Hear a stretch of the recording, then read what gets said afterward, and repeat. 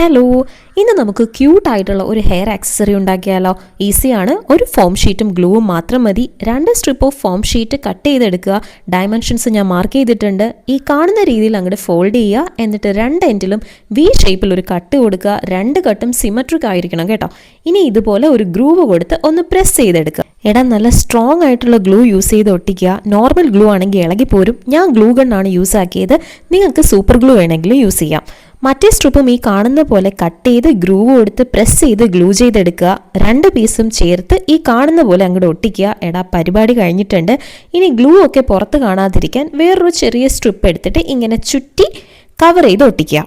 നമ്മുടെ ഹെയർ ക്ലിപ്പിൻ്റെ പരിപാടി ഏകദേശം കഴിഞ്ഞിട്ടുണ്ട്. ഇനി നിങ്ങളുടെ ഏതെങ്കിലും പഴയ ക്ലിപ്പ് എടുക്കുക, ഇതുപോലെ ഗ്ലൂ ചെയ്ത് കൊടുക്കുക. നല്ല ക്യൂട്ടാണ്. എല്ലാവരും ട്രൈ ചെയ്ത് നോക്കുക. മാത്രമല്ല വളരെ ഈസിയുമാണ്.